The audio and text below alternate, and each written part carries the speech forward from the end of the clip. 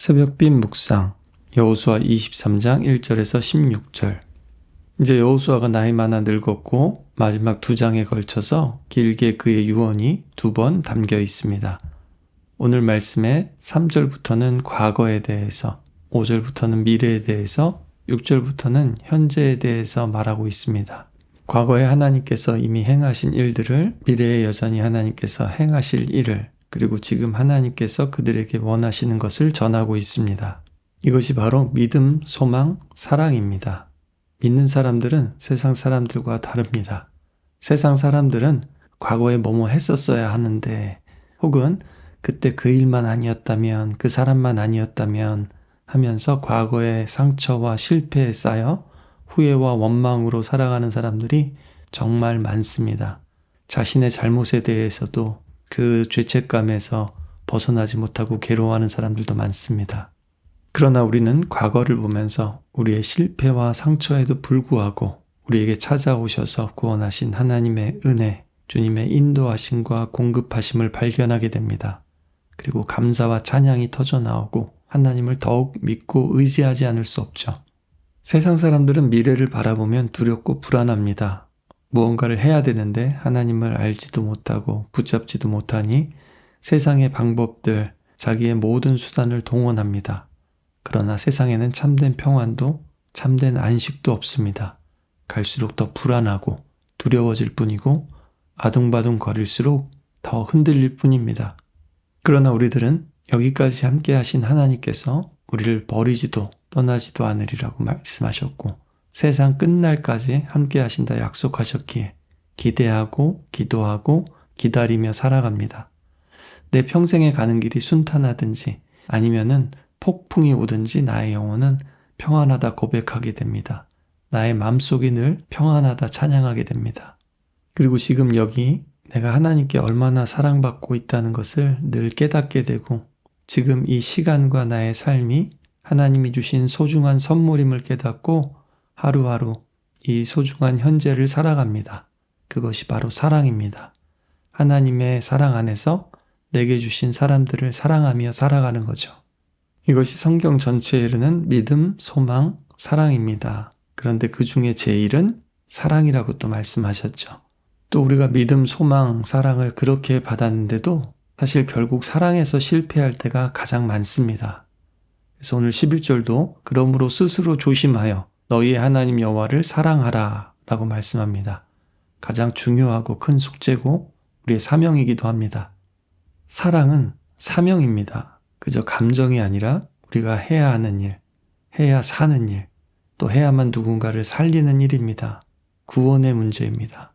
시인 라이너 마리아 릴케는 이렇게 얘기했죠. 사랑하는 것은 좋은 일이다. 사랑 때문에 인간은 그 스스로가 되어간다. 사랑은 단순한 감정이 아니라 우리를 성장시키고 변화시키는 힘이라고 말합니다. 마찬가지로 오늘 여호수아도 하나님을 사랑하는 것이 가장 중요한 사명이라고 합니다. 우리는 사랑을 감정으로만 여길 때는 실패할 수밖에 없지만 사랑을 우리에게 주신 사명으로 받아들일 때 계속해서 배우고 성장할 수 있습니다. 그러나 세상에서 사람들은 어떻게 하면 사랑받을 수 있을까? 더 사랑스러워질 수 있을까? 사랑하는 대상, 맞는 사람을 잘 만날 수 있겠나에 골몰합니다. 따라서 내가 진정 사랑하는 사람이 될 수 있을까? 이런 상황에서 어떻게 하는 게 진정한 사랑일까와 같은 진짜 고민해야 하는 사랑의 문제는 뒷전으로 밀려나게 됩니다. 그러나 하나님도 성경도 오늘 여호수아도 동일하게 말씀합니다. 사랑은 배워야 하는 겁니다. 성장해야만 하는 겁니다. 사람하고의 관계에서도 그렇듯이 우리는 사랑을 기억해야 하고 사랑 안에서 자라면서 성숙해져야만 합니다. 물론 시행착오도 있고 실패도 있겠지만 말입니다. 포기하지 않고 자라가는 겁니다. 여호수아는 오늘 구체적으로 사랑의 기술을 가르쳐 줍니다. 첫 번째는 순종하라는 겁니다. 하나님의 말씀에 대해 그저 머리로 알고 생각하고 말하지만 말고 순종하라는 겁니다. 마음에 드는 말씀, 납득할 만한 말씀, 동의하고 믿을 만한 말씀만 따르지 말고 다 지켜 행하라는 겁니다. 더하지도 말고 빼지도 말고요. 두 번째는 거룩하라는 겁니다. 부부가 가족들이 사랑하려면 하지 말라는 것만 하지 않아도 웬만한 문제는 다 해결됩니다. 그렇지 않나요? 하나님을 사랑하려면 하나님이 싫어하시는 것만 주의해도 웬만한 문제는 정말 해결됩니다. 가나안에서 경험했듯이 이방 민족과의 혼인이나 왕래를 조심하라고 하시는데 그것은 계속 반복했듯이 그 종교와 문화, 세계관과 가치 때문이라고 했죠.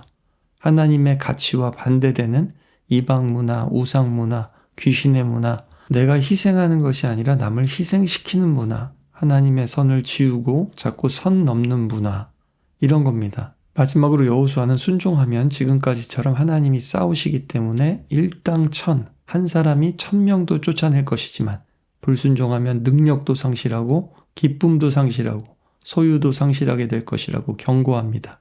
15절을 보니까 선한 말씀뿐 아니라 불길한 말씀도 반드시 임하게 된다. 멸절하고 멸망하기까지. 사도 바울도 고린도전서 9장 27절에 내가 내 몸을 쳐 복종하게 함은 내가 남에게 전파한 후에 자신이 도리어 버림을 당할까 두려워함이로다. 이렇게 말씀했습니다. 이 시대의 우리들은 그들과 같은 땅과 물질과 소유를 둔 싸움이 아니더라도 우리는 더 쉽지 않은 악의 세력과 싸우고 있다는 것을 잊지 말아야 합니다. 근대보다 지금이 더 자유롭고 외부의 강제와 억압이 사라졌음에도 사람들이 스스로 더 우울하고 억눌려 있는 것처럼 말입니다. 벤자민 버튼의 시간은 거꾸로 간다라는 영화가 있죠. 다른 사람들과 반대로 나이를 거꾸로 먹으며 살아가는 사람의 이야기입니다. 그의 삶에서 결국 중요한 것은 시간이 아니라 그 안에서 누구를 사랑했고 어떻게 살았느냐였습니다. 우리도 과거를 돌아볼 때 후회와 아쉬움이 아니라 하나님의 은혜와 인도하심을 기억해야 합니다. 내가, 남이 그때 그걸 했었어야 되는데, 붙들었어야 되는데 그것이 중요한 게 아닙니다. 그럼에도 불구하고 하나님이 나를 항상 붙들고 계셨다. 하나님이 지금도 앞으로도 나를 붙들고 계시기 때문에 내가 무엇이든 할 수 있다 라고 고백할 수 있어야 합니다.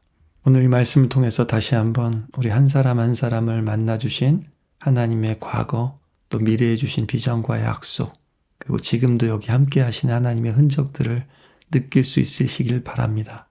또 우리 옥스퍼드 한인교회의 과거도 은혜를 돌아보며 하나님을 믿고 더 의지하고 약속하신 미래를 소망하며 우리 하루하루 함께 나아갔으면 좋겠습니다. 그럴 때 오늘 주어진 하루하루 하나님과 사람들 그리고 우리에게 주신 사명을 살아가며 살아갈 수 있을 것입니다. 기도하겠습니다.